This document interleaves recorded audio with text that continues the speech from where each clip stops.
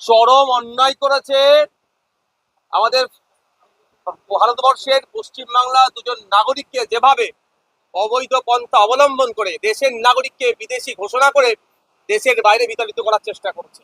আমরা তীব্র নিন্দা ধিক্কার জানাচ্ছি। মুখ্যমন্ত্রী শুধু বিধানসভার মধ্যে দাঁড়িয়ে পুশব্যাক করেছে কেন, এই এই নিয়ে চর্চা তো করবেন উনি, ওরা রাইট আছে।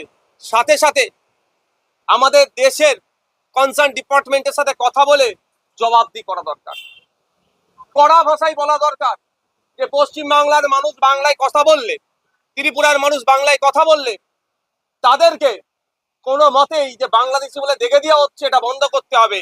এই পুশব্যাক এই বলে পশ্চিমবাংলা নিরীহ নাগরিককে চমকানো ধমকানো আতঙ্কে রাখা বন্ধ করতে হবে। এটা কড়া ভাষায় মুখ্যমন্ত্রীকে জবাব দিতে হবে।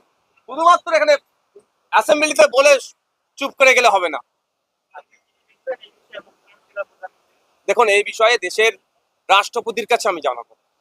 অলরেডি প্রিপারেশন চলছে যে এই ধরনের ঘটনা ঘটছে, বাংলা ভাষায় যারা কথা বলছে বিভিন্ন রাজ্যে তাদেরকে বাংলাদেশি বলে দমন পীড়ন হচ্ছে। কদিন আগে দেখছিলাম সেই সমস্ত স্টেটের পুলিশ তাদেরকে ডিস্টার্ব করছে, কোনো জায়গায় মারধরের শিকার হচ্ছে। এখন আবার দেখছি পুশব্যাক করা হচ্ছে। এটা বন্ধ হওয়া দরকার।